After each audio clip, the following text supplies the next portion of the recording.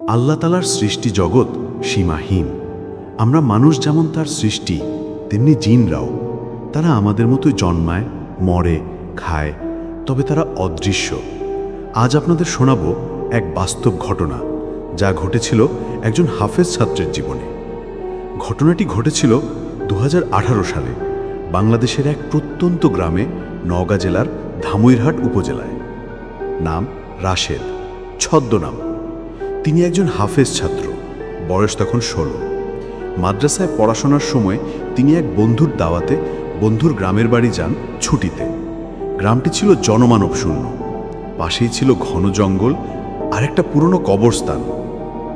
রাশেদ জানতেন রাতে কবরস্থানের পাশে যাওয়া ঠিক নয়, কিন্তু এক রাতে ঈশার নামাজ পড়ে সে আর তার বন্ধু শামীম বাইরে একটু হাঁটতে যায়। কথায় কথায় তারা কবরস্থানের কাছে চলে যায়। তখন হালকা বাতাস বইছে, রাত 10:30। হঠাৎ কবরস্থান থেকে একটা বিড়াল ছুটে এসে শামীমের পায়ে লেগে যায়, আর অদ্ভুত কণ্ঠে একটু আওয়াজ শোনা যায়, যেন কেউ ফিসফিস করে বলছে, তোমরা কেন এসেছে এখানে? রাশেদ চমকে উঠে। শামীম কিছু শুনতে পায়নি। সেদিন রাতে রাশেদ ঘুমাতে পারেনি। জানালার ধারে দাঁড়িয়ে একজন বৃদ্ধাকে দেখতে পায়, যার মুখে ছিল না চোখ।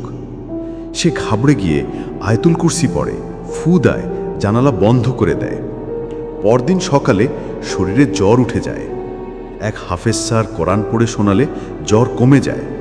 তখন সবাই ভাবে সাধারণ অসুখ, কিন্তু সমস্যা বাড়ে। রাশেদ হঠাৎ করে নামাজে মনোযোগ হারাতে থাকে, ঘুমের মধ্যে উঠে উঠে কথা বলে। মাঝরাতে একদিন বলে উঠে, আমি এখানে থাকবো, এটা আমার জায়গা।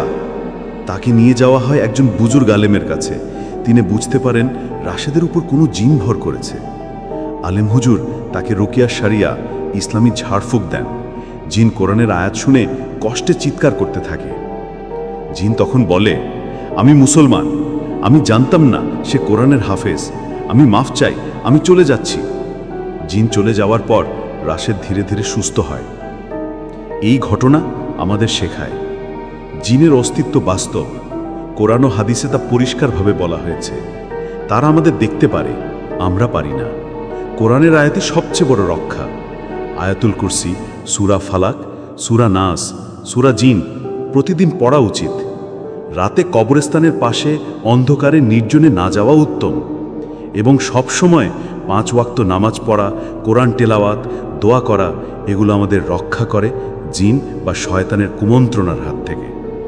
বন্ধুরা, এই ঘটনাটি একেবারে সত্য। এমন অনেক ঘটনা আমাদের চারপাশে ঘটে, কিন্তু আমরা গুরুত্ব দেই না। ইসলাম আমাদের পুরো রাস্তাটা দেখিয়ে দিয়েছে, শুধু আমাদের দরকার বিশ্বাস আর আমল। ভিডিও ভালো লাগলে লাইক দিন, সাবস্ক্রাইব করুন। এমন আরও সত্য ঘটনা নিয়ে ফিরে আসব ইনশাআল্লাহ।